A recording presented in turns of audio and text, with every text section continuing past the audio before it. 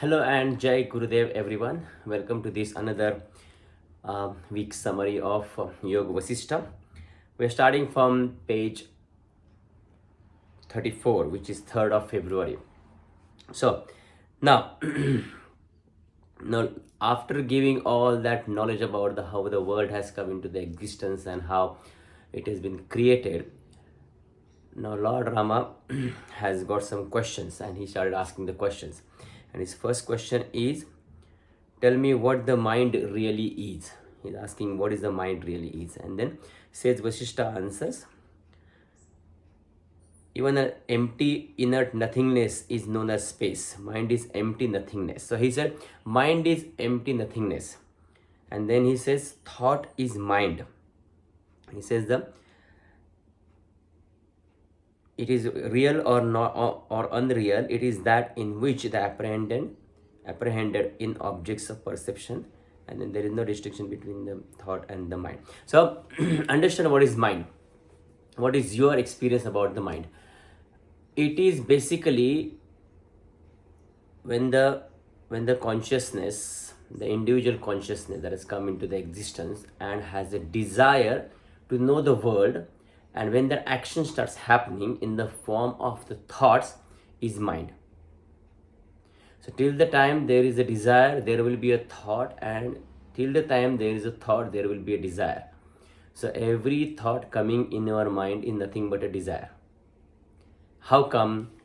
Because every thought at least has got a basic desire attached to it to express. If you don't want to express anything, then you will be silent. The moment the thought is arising in you, whether it is a right thought or wrong thought, whether you want to take action for that or don't want to take action for that, whether you are hating someone, whether you are praising someone, that expression that the individual consciousness want to express and want to exist itself is a desire. And that desire is the basic of all the thoughts. And that desire is the basic of all the mind, existence of the mind. Now, after that, the mind has got another ability to perceive the world, to get to know the world, because it can then connect with the senses and then get to know the world. And that's why the objects around us can be perceived through the mind. Experience alone is mind, and it is none other than the perceived. The next sentence that the Vasishta has said. So experience alone is mind. Now the experiencer is different and experience is different. When the experience wants to experience, and the process of experiencing is where the mind comes in between. Okay, so the entire universe is forever non-different from the consciousness that dwells in every atom. Alright, even as the ornament is not different from the gold. Just as the ornament potentially exists in the gold, the objects exist in the subjects. Now understand this. The objects exist in the subjects. So the subjects wants to know the objects, and the subjects is creating the objects for it to known through the process called mind. If the subject is not existing, then the object is not existing. Because there is a subject and the subject has a desire to know, that's why the objects are coming into existence. But when this notion of the object is firmly rejected and removed from the subject, the consciousness alone exists without even the apparent or potential objectivity. That's what we said. The moment there is no objects and there is no desire to know the objects, even about your own body, even about your own mind, because that also becomes the object at one particular point, then the subject has got no job. It just rests with itself. So the subject actually don't become subject, it just dissolves and becomes one with itself, because the existence of the subject is there because there is an object is there. But there is no object, then the subject has got nothing to know, nothing to perceive. That's why it just relaxes with itself and just dissolves into itself and become one with the consciousness. This experience generally we get it at the last day of the silence course. If you remember, you are just so calm, you are just so serene that there is no desire to know, there is no desire to express. Even when the silence course finishes, I have seen many times people are not willing to express anything. They don't want to talk to anyone, they don't want to say anything, because again the subject has become one with itself and there is no desire left to say something, to know something. So just for 4 or 5 days of 3-4 days of silence can create this particular thing. Okay, then after that he says,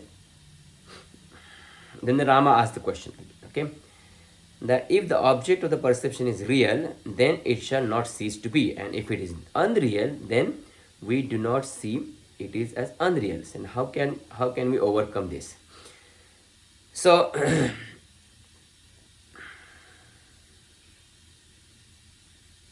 so he's asking that if the objects of the perception is real, then if it is, because what we just discussed, what is reality? Reality is something that is not time bound. So something that is time bound is unreal. So now if the object of perception are real, if you are saying this is real, then it will not cease. And if it is ceasing, if it is unreal, then we do not see this as the reality. Then how come? Means, is it real that it should not, if it is real, it should not cease, and if it is unreal, then we should not see this? Means, why we are still seeing these objects and why we are getting caught up into these objects is the basic question here asked. Then he says the external objects and everything is nothing but the names. Vasishta answers, in reality, neither the objective universe nor the perceiving self nor the perception such nor void nor inertness exist. Only the cosmic consciousness exists, the chit exists. So the objects are not real, and if they are not real, then why we want to know that? And if they are real, then they should not cease. That's the question Rama asked. And then Vasishta is saying that the objects are not real and they does not exist, only the consciousness exists, because everything has come out of the consciousness. When the consciousness itself wants to be a subject and wants to know the world, then the world is getting created. Now look around you and see what has been happening in your life.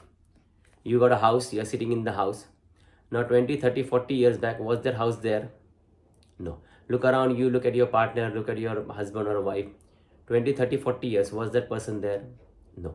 Look at your job, 20, 30, 40 years, was the job there? No. Look at your children, 20, 30, 40, 50 years, was the children there? Nothing. But this is all your world right now. And this world was not there because there was a subject who had a desire to create something, and then it started creating. Oh, I should have a job. Then you went for the study, then you had a job. After you had a job, you said, oh, I should get married or I should get engaged. Then you got engaged. Then I should have children. Then you had children. So there was a subject who has this desire to create this world, and then it got created. And now right now you got everything around you is been created because of that subject being born out of that subjectiveness and want to create this objective world. Now always compare yourself with the first 2 years of your life, first 2 years of your life, first 2-3 years of your life, when the intellect is not yet developed.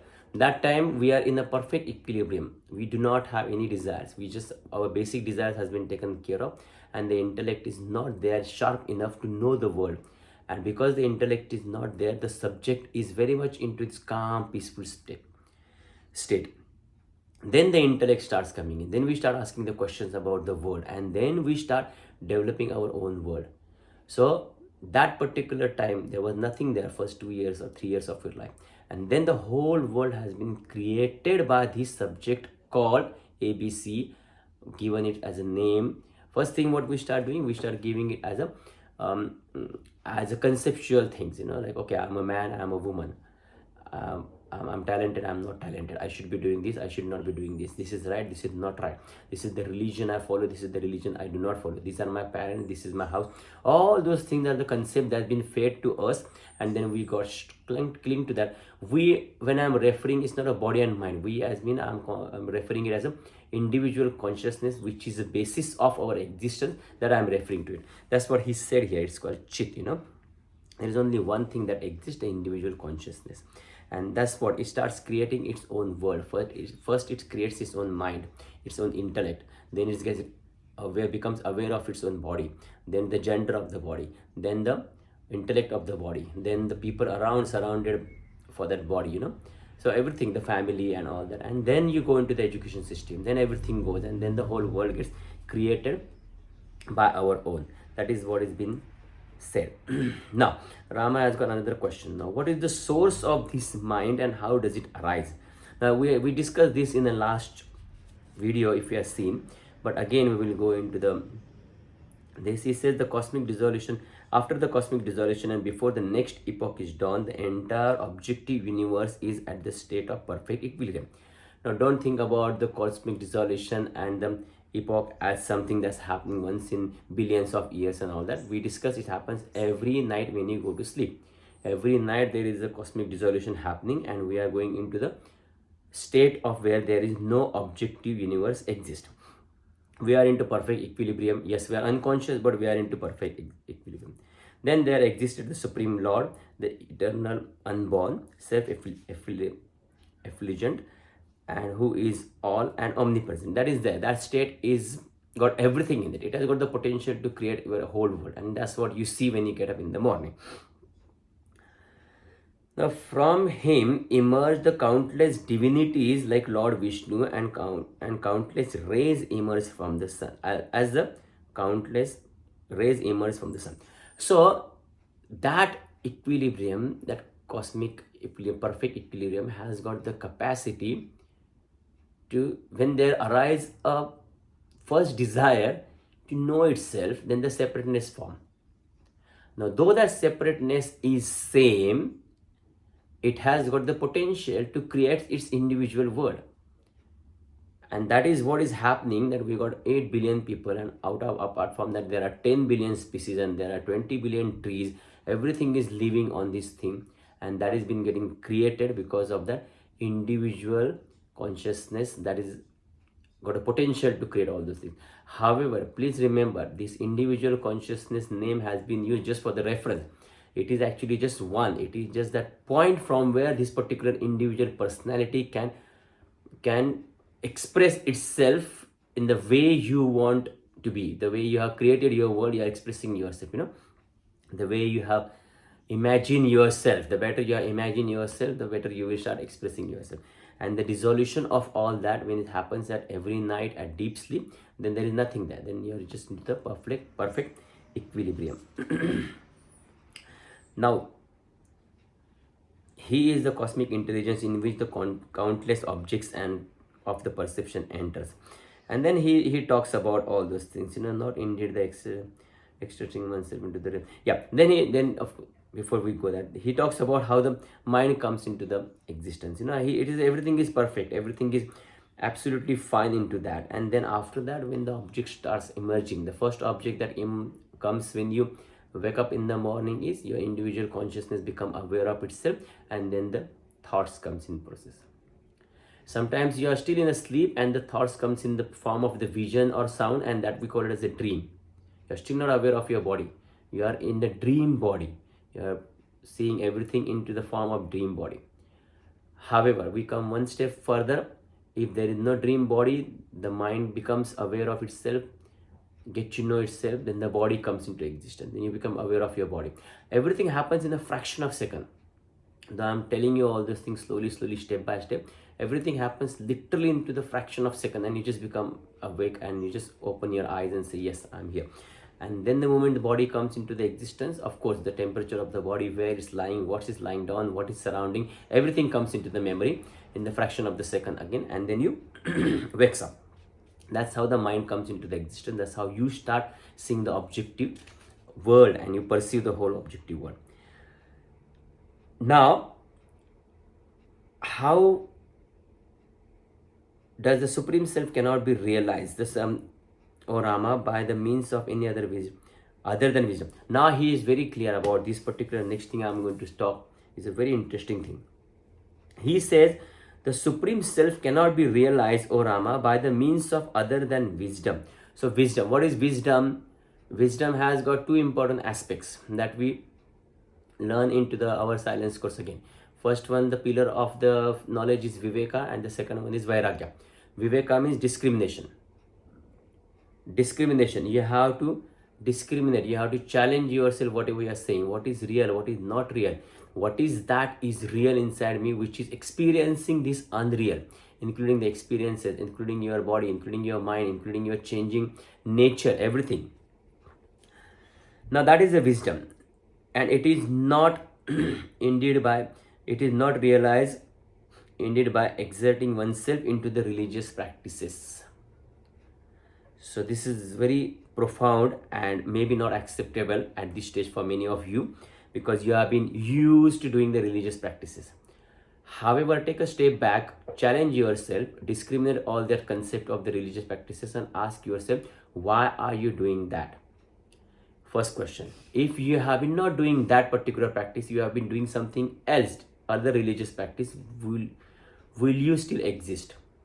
Second question. First thing is why I am doing this particular religious practice, whatever it is. Second thing, if I will not do that, I would have born into the different religion and I would have followed different religious practice. Will I still exist? And the third question you should ask is there anyone in this world who is existing and is being peaceful without doing this particular religious practice that I am doing or the people like me is doing? So three important things. And when you get the answer, then it will be easy for you to challenge your religious practice. See, there is nothing wrong in the religious practice, but what is wrong is you don't understand why you are doing that and you are just caught up into that thing of doing it without any result that you can see into that, or without any understanding, without any experience. You're just caught up into the action, but you have forgotten who is doing the action. Religion is like that, you're just doing into all those things for the sake of doing, but you forgot who is doing that and why that person or why that thing is doing that. Once you understand the source, and after that every action you will do will be amazing, give a lot of good fruits for you and the community, because it is come from the understanding of the source and understanding of that subject inside you. Austerity and penance, charity and observance of religious vows do not lead to the realization of the Lord. Only the company of the holy men and the study of the true scriptures are helpful, as they dispel the ignorance and delusion. Now, why does not lead you to the realization? Because the basic thing is that it is all has been built up by considering the individual consciousness. It is the individual consciousness which want to exist and want to hold on to its existence, or its egoistic nature, we can say, a subtle egoistic nature. That's why the whole religious practice, austerities, penance, everything has come up. It has got no other meaning apart from you feeling, yes, I have done something good, I have done something right, I am doing something righteous for myself or for the community. That's it. But the one that you want to realize is behind that. The one that you want to realize is beyond that. So you need to stop all those things and look there. Your focus is outside, whatever you are doing, and until unless you will turn inside and stop doing all the activities outside, including the right and the wrong, including the austerities and penance and all that, you will not be able to understand what is the subject that is been asking you to do all those things. This is very subtle, this is very profound, at the same time this is very challenging. So please listen to this again and again and understand what your Vasishta is saying here and why he is challenging all those things. Austerity and penances are self-inflicted pain. Why it is self-inflicted pain? Because it's taking you away from the self. Whatever is taking you away from the self is a pain. Your desires are pain, and you know that. It's very common. You just went behind something, whether it's money, or whether it's a fame, or whether it's a sex. The moment the desire is fulfilled, it has got you out of the self and it will just give you misery, right? Whether it's austerities or the penance or the religious practices you are doing, it has got the same outcome. You are doing all those things and it is created the pain because it is taking you out of the real nature of who you are. That is why. And now, the firm and decisive renunciation of craving of sense pleasure is the only way to the remedy of the ignorance. How can you get rid of this ignorance? It once the moment you say decisive renunciation of the cravings, and that craving is mind. That craving is thought. The basic of all the thought is that craving. You want to express something, you want to do something. Mind is nothing but the action. And till the time there is a desire to do any action, there is no peace. There is no, you will not understand the real who you are. See, this will be a little bit conflicted with your own beliefs and own practice, because many of you do not even know that do you really want to know yourself or don't want to know yourself.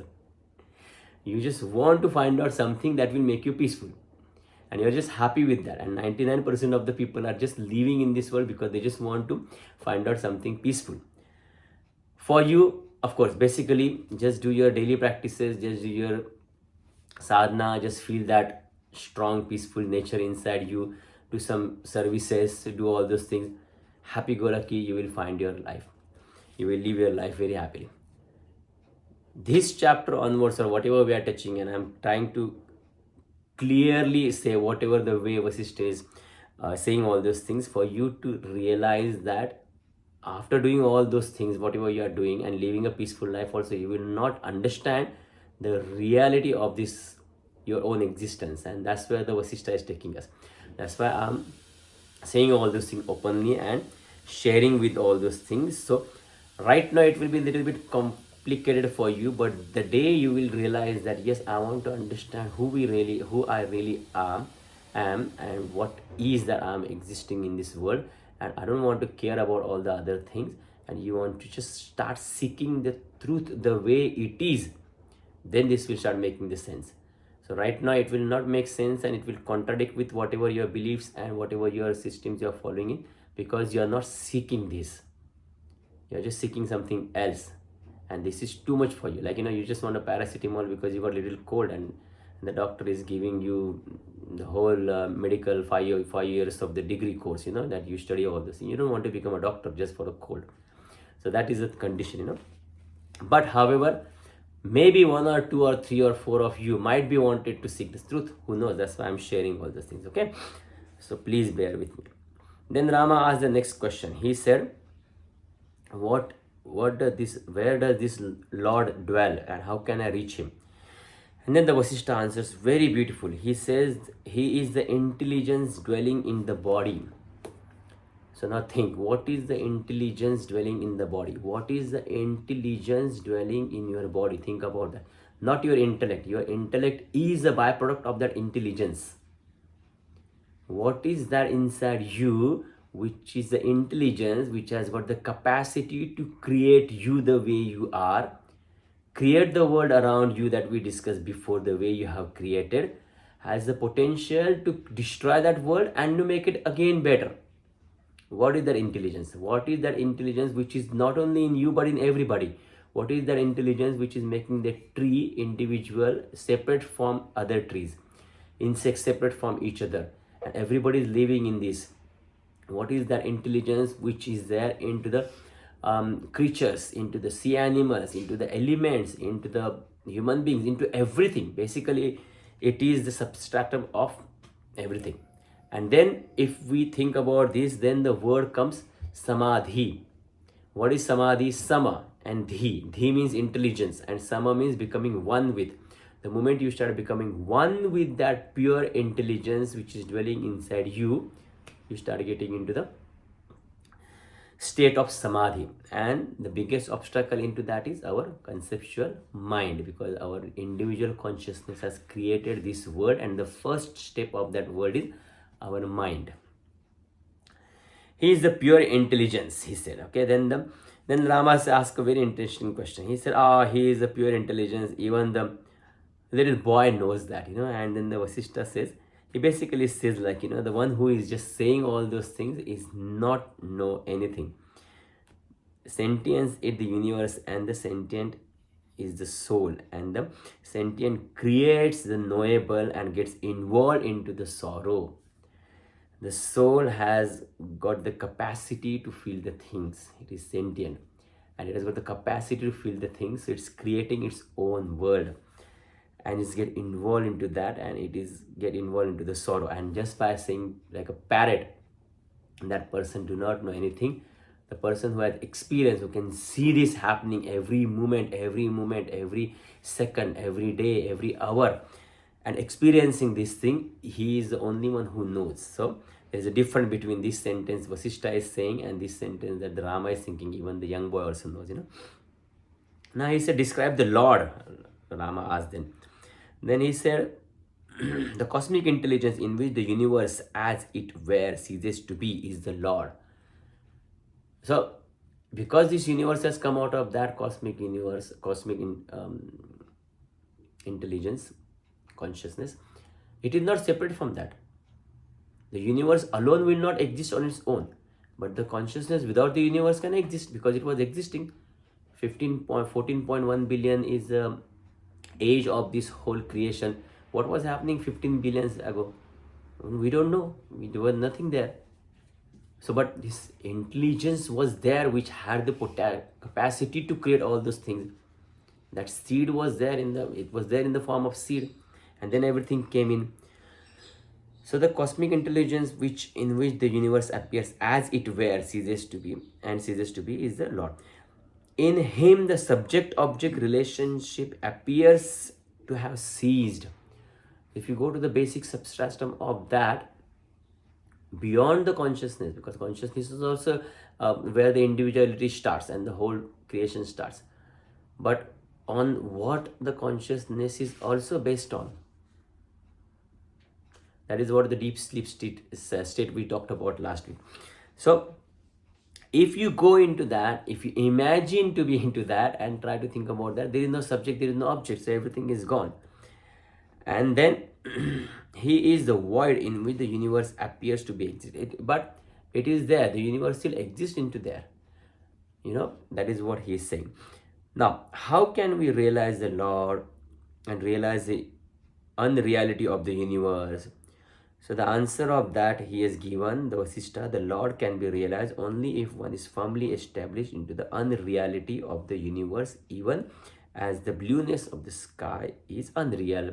So basically, this is where another beautiful technique that has been said into the Upanishads comes into the existence. Neti, not this, not this. So when you are sitting and when you are meditating, and this is actually a meditation on its own also. You can see if you can do that. You can practice that. So you sit and you start rejecting everything. Not this, not this, not this, which is time bound, that you can see. Look around the world. Okay, this world is not real because it is time bound. Now your body is not real because it is time bound. Your thoughts is not real because they are time bound. Your ideas are not real because they are time bound. Your religion that you are following is not real because it is time bound. Your concepts are time bound. Everything slowly you go deep inside by saying not this, not this, not this, and then you start going close to the something which is, but you will not be able to perceive that what is, because you need to become one with that. And once you become one with that, you don't know, there is no subject object. So don't get into that imaginary another concept that you can still see some blue light inside you and all that. Till the time you are seeing something, till the time you are pursuing something, you are not reached there. Once you reach there, it is just pure silence, and it is just completely different state. Completely different state means you will, it just, you can just experience. I can't say more than that because everybody's experience will be different, and I don't want to give more concept to you. Now then he says, what is the method to know? Method, this is known. What should I know in which the knowable comes to an end? So on account of the persistence of the wrong thinking. Hi, okay. Then the Vasishta said, how come you know the knowable, and how whatever is knowable, how can the world will end? So the Vasishta is answering to this Rama's question. He said the wrong notion that this world is real is deep rooted into the wrong thinking. So this world is real is deep rooted into the wrong thinking, because you are existing as an individual body person, and that's why you're finding it difficult to live in this world as a non-dual person. Till the time there is a body and the body has got the individual existence, it is very difficult to experience it. So it is rooted into the wrong thinking, and however it can be removed by the very day on which you restore the company of the holy man and study the holy scriptures. Why the company of the holy man? Because holy man or the enlightened person or masters, they are living the life, they are living this knowledge in their everyday, in their every routine. So seeing that knowledge living itself in the physical form itself is the path to the enlightenment. Itself is the process of understanding ourselves as how we are caught up into our own small concepts. And again, the scriptures also you can study. And then when the wrong notion is dispelled, the truth is realized, and the realization is so thoroughly saturates one that the one thinks of it, speaks of it, and rejoices into it, and teaches it to others. Such people sometimes called Jivan Mukta and also called Videha Mukta. So, like I said, before, just a fraction of second or 1 second or just one experience of this is enough for you to live the rest of your life and to go back to that and again reach to that level and understand everything how which is been standing on this particular experience is so unreal. All the experiences are unreal, how all the objective world is unreal, everything is unreal. And when the wrong notion is dispelled and then the realization is thoroughly, this saturates you because it's so solid, it's so profound that it just makes you all one. All the duality inside you just stops, everything just becomes one. You cannot but think about it, speak about it, and just rejoices in it because it's where from your existence has come out. It is like a deep sleep state, but being awake into that deep sleep state, if it is making sense. It is a deep sleep state, but you are awake into that deep sleep state. Or it is an awake state in which you are into deep sleep state. Think about this. Think about this, what I said just now. And Jivan Mukta. Jivan Mukta, the one which won't have any, one which is free from the soul, free, I mean one which is enlightened. Jivan Mukta means one which is free from this sansara, free from this soul, and also known as Vidya Mukta because he's into the body. That's why he's been called as a free from this world and sansara. But when he drops the body, then he's called as a completely free. He's still got the body in which he's existing. So it comes later in whatever I'm saying right now. Then what is the characteristics of Jivan Mukta? The liberated while living. And what is a Vidya Mukta? Liberated with no body. So whatever I said just now, he's just saying that he is awake in a deep sleep, but he never awake in the world, and his wisdom is unclouded by the latent tendencies. He is free from the latent tendencies. He do not have any tendencies, any concepts, any thoughts, any perception, any experience, any memory in which his life is dependent on. He's completely free from all these things. Okay. Then on the next page he said, my perception is distorted. Rama says, how can I attain the state in which you have just indicated? He said, what is known as liberation indeed is the absolute itself, which alone is. Now what is liberation according to you? You are liberating from the concepts or that you have own created. Like we said, when you are 1 or 2 years, 3 years old, when you didn't know anything, you do not even remember anything, your basic needs were taken care of, and after that you started knowing the world, your intellect started growing, your mind started growing, you start perceiving the world, you start creating your world around you, and then the whole world got created. Now if you reject all those things, not this, and go back to that innocence of that 1 or 2 year old child inside you in that form of just pure consciousness, then you are liberated yourself from all the concepts and all the world that you have created for yourself. And that what he says, which alone is, that right now also you can feel that, you are watching this, you are listening to this, you are sitting. Now who is watching? Who is sitting?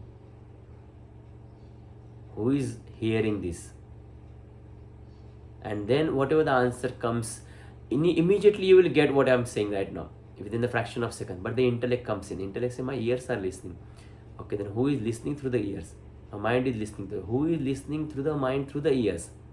If you just keep going back, like not this, then that. Who is sitting? My body is sitting. Okay, who knows that the body is sitting?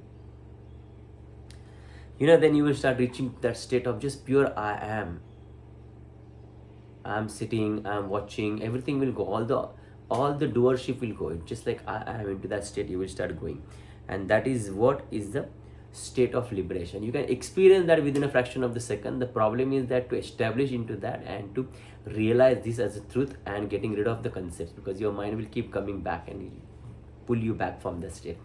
It is a very powerful and pure state, so we don't want to stay in there. So once you experience that, see how you go, the perception of the world is beginningless ignorance, and yet it is and it will vanish with the help of the inquiry of the truth.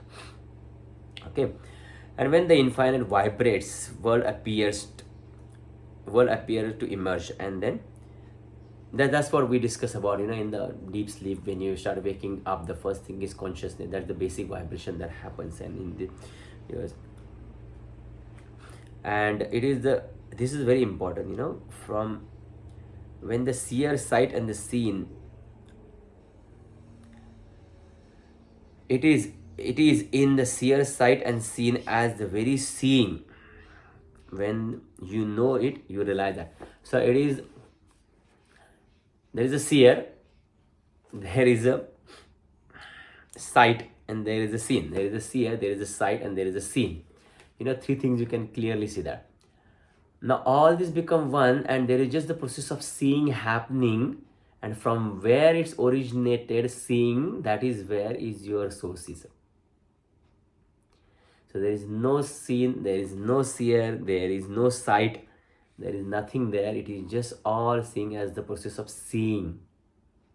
There is no ears, there is no sound, there is no someone who is listening. It's all just the process of listening. It's all just the process of seeing.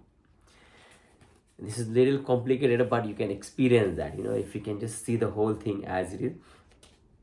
And then the last page for today is how can it said to be not empty, not to be illuminated, and not dark? Rama asked, by such contradictory expressions, you are confusing me. So he says, you are asking an immature question, Rama. I shall still tell you the correct meaning.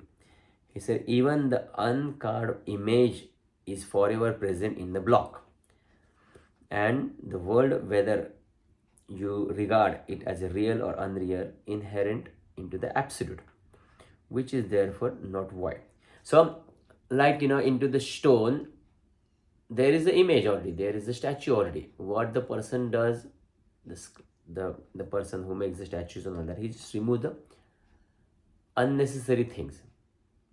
The same way, in this whole world, the existence of the reality is still there. Till the time you will start removing the unwanted thing, you will not reach to that thing. That's what he is saying. And then only the absolute can be realized itself. The absolute is immaterial, and so material sources of light like the sun do not illuminate it. So absolute is immaterial. So you cannot use any of the material to understand the absolute. This is another mistake we do. We have got a very limited intellect, we have got a very limited mind, we got a very limited world, we got a very limited talent inside us. But our ego tells us, oh, I'm the best, I know everything. And with that ego and with that limited intellect, you try to find out something which is the basic of all this creation, which has got the pure and immensely powerful knowledge through which the whole world is coming to the existence. And you want to know something like that. It's like having a foot scale and you want to go and measure the sky. It's difficult, but with the process that we discussed just now, neti, not this, not this, not this, or using the wisdom and discriminating the concepts and just going back to the source, you start realizing, you start going close to the source and going close to the absolute, and by merging with, becoming one with itself, is the only way to know that. And that's why it says only the absolute can realize itself. There is a beautiful story I heard in one of the Upanishads. There was a salt doll which wanted to measure the depth of the sun, depth of the ocean, and she was asking everybody that, how deep is this ocean, what is the depth of it, how long it is, how big it is, and nobody could answer that. Nobody could answer that. Then finally one of the sage said, why don't you go and become one with the, now why don't you go and merge into the ocean and find out? And then the salt doll goes and becomes one and merges with the ocean, and becomes one with it, and then understand the depth of the ocean. So the same way, until and unless this individual consciousness, individual personality, individual being you're holding, you're merging into itself, and the absolute itself is understanding itself, the reality will not start dawning into you, dawning into us actually. So from the infinite emergence and exists it as an infinite. Hence the world is never really been created. It is the same as that from which it is emerged. So now if you become tomorrow, imagine a wonderful time in our life, we become one with that, or into the deep sleep without being conscious, without being aware, we become one with this whole universe. In that particular state, everything has come out of that. So everything is not separate from that. From that infinite, this whole world has come out. So this is not separate from that. It is still a part of that infinite. It, though it looks like it is separate and it is objective and we can feel it, but still it is just come out of that. It is a part of that, and it is still, the world has never really been created. It is just projected. That infinite has been just projected itself through the consciousness, through the mind, through the body, and you have created your own world like that. Everybody has created their own world, and the whole combination, we can call this as a creation. And it just come out and it just emerges every time every individual goes to the sleep. And the same way, it is just projecting, coming out of the infinite consciousness and going down to the infinite absolute. And then when the notion of the self is destroyed by the withdrawing of the fuel of the ideas from the mind, for which is the infinite. So when you stop giving the fuel to the mind, ideas and all that, then you start dissolving into the things, that which is not sleep or not inert. And yeah, and then it is not the sleep state. Okay, I'm giving the reference of the sleep state again and again because we know we can relate to that, but it is not the sleep state. It is on account of the infinite that knowable, knower, and the known exist as one. Again, what we see is seen, seer, and sight. The same one. Knowledge, knower, and the known. Everything is just nothing but one, and that is one. And everything, all the duality, just is absence in that intelligence.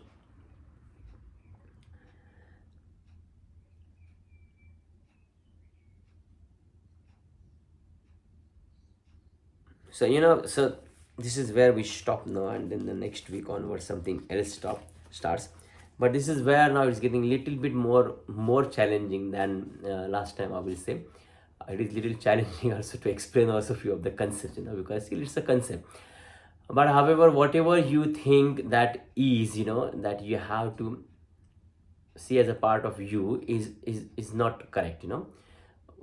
The absolute is just the pure background of the screen on which everything is getting projected. Like imagine another example is like, if you go to the movie theater and if you want to watch the movie on the screen, the whole drama happens on there. The villain is there, the hero is there, the songs are happening, the love is happening, the family is happening, the war is happening. But the screen is not affected with that. Screen is there. Without the screen you can't see that. Without the screen you can't project that. So the screen has to be there, but at the same time the screen is just not there. The screen is there just supporting it without getting affected by it and without getting indulged into it. It is same like that. That screen is there right at the background, completely untouched, unaware and unaffected, but it has got the potential to create this and show you all this world, and that's what is happening. So that is what is a substratum of today's this 6 days summary of Yoga Vasishta. Okay, and on this note we will end here. Jai Gurudev. Bye bye.